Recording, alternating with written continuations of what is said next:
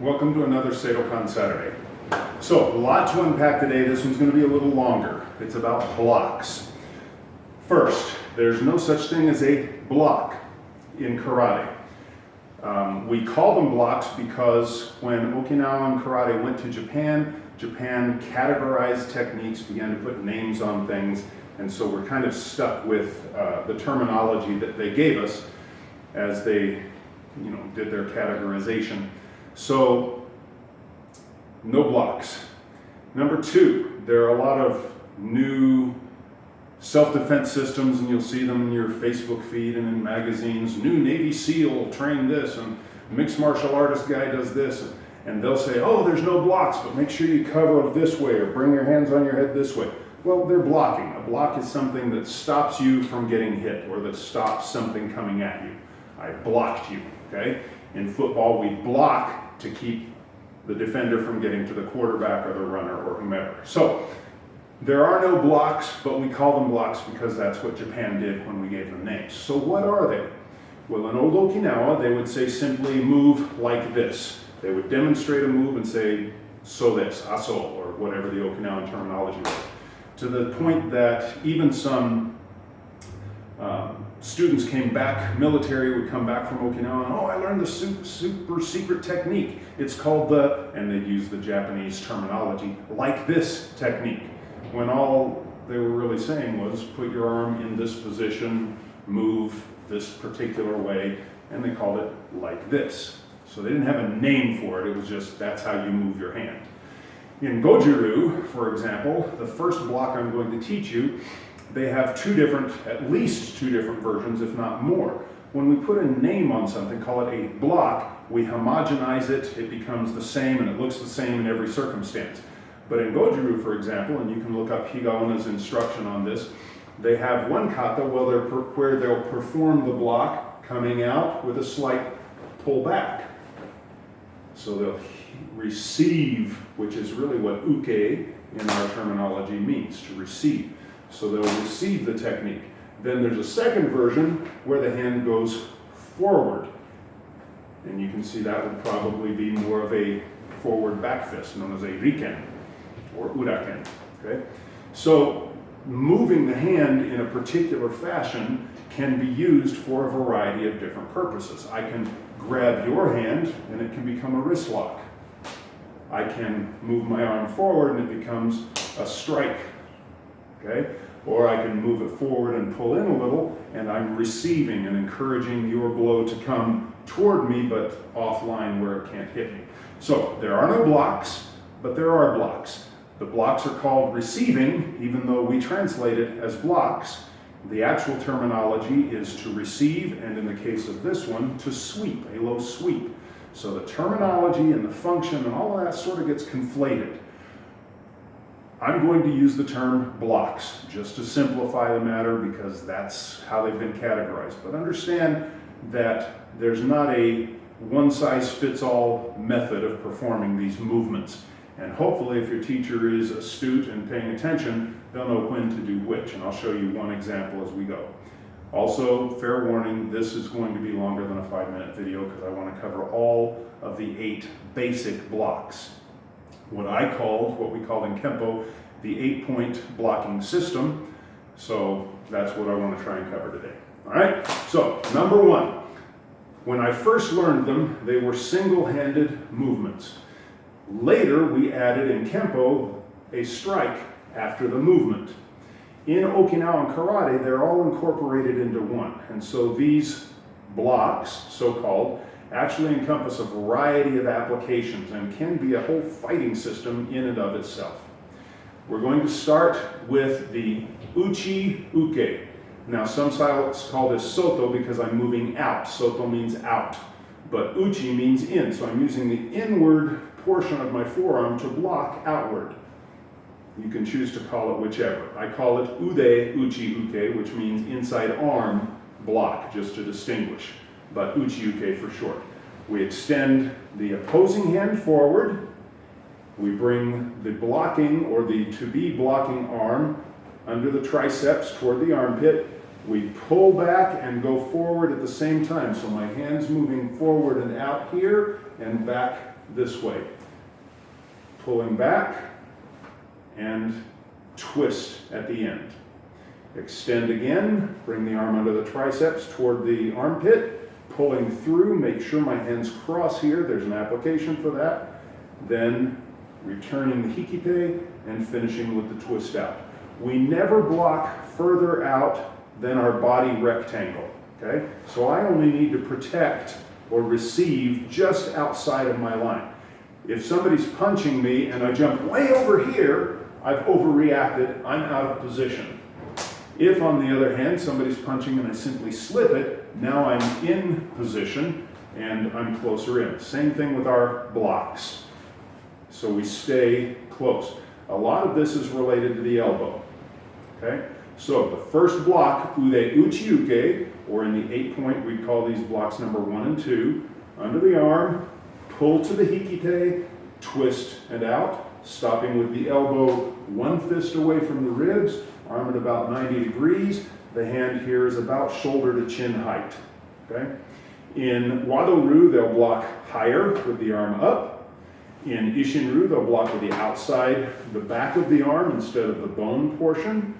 So everybody has their different methods and styles. In Seidokan, in my dojo, this is ude uchi uke number 1, uchi uke number 2.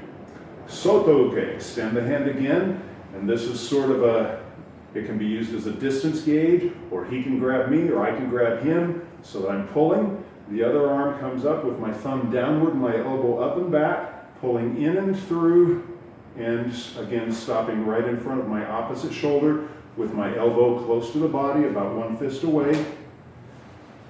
Extend, bring the left arm up and back, blocking in and across. Again, stopping in front of the opposite shoulder. Ude soto uke, number 3. Soto uke, number 4.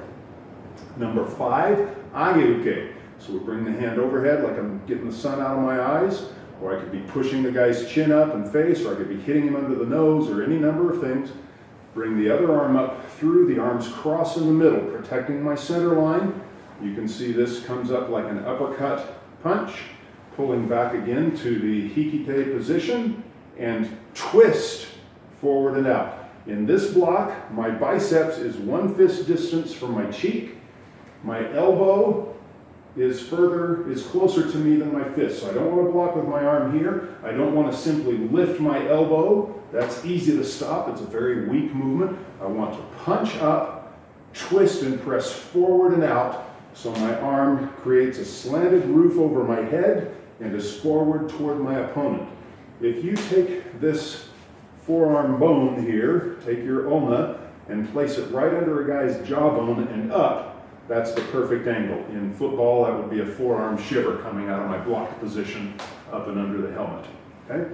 So number 5, age uke, punching up, twisting forward and out. Don't get it by your head, because then you hit yourself in the head. Okay? Number 6, again, I open to prepare, punch up through the middle, coming down through the middle, hikite, pulling hand, up and out. 1 fist away from my cheek, arm angled and forward. That's number 5 and number 6. Age uke, right hand 5, age uke, left hand 6. Okay? Then I drop my arm toward the center, bring my right arm, bringing my elbows close together, like I'm bringing my fist across to grab myself by the ear, down the arm, pull back the hikite, and low block or low sweep. Gedan barai. Okay, so we have uchi uke, soto uke, age uke, uke meaning receive, and gedan barai. Barai means to sweep, comes from the verb harau. Harau, translate, or following another word, barai. Gedan barai, or gedan harau. So number 7, low sweep, and number 8, low sweep. To go through all 8 again. 1, 2, 3, 4, 5, 6, 7, 8. And I don't want to go too wide. I want to make sure I come to the edge of my body rectangle that I'm protecting. So that's the 8 blocks. Uchi uke, soto uke, age uke, gedan barai.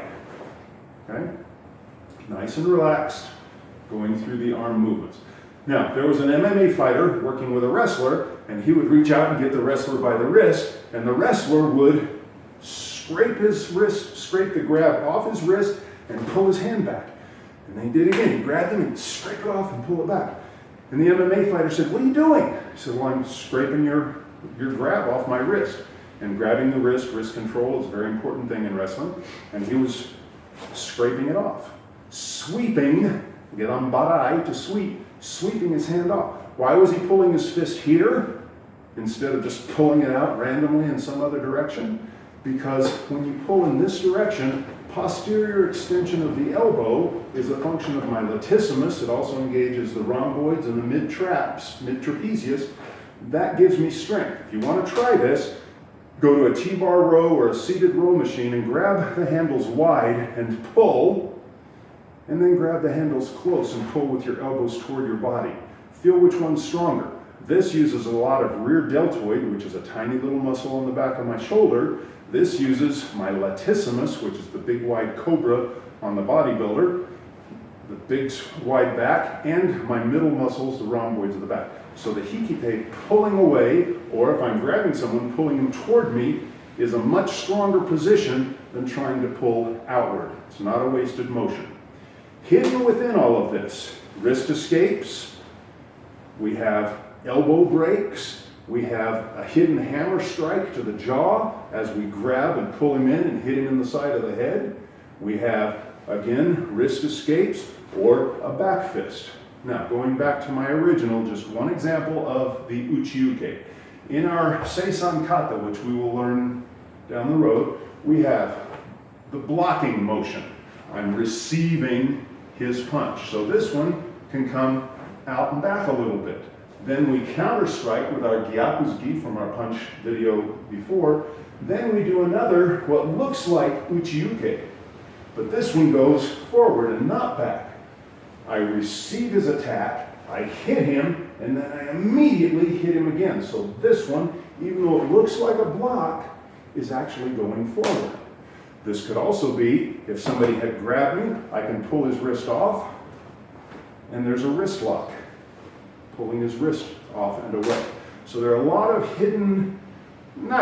there are a lot of original meanings to these movements before they were categorized as blocks. And it's worth exploring because the blocking with the 8-point blocking system, as I said, is a complete system in and of itself. Okay? Practice those blocks. 1, 2, 3, 4, 5, 6, and then 7, 8. Practice them over and over. Uchiuke, sotouke, angeuke, geranmarai, till you can do them repeatedly, automatically. The very end of each movement, with the twist of the wrist or the little pull, if I were in a sparring or fighting circumstance, that would be my uchiuke. That's it. There it is. Boom. Uchiuke. Sotouke. Angeuke. Geranmarai. And we take the very end of the movement, could be the blocking motion.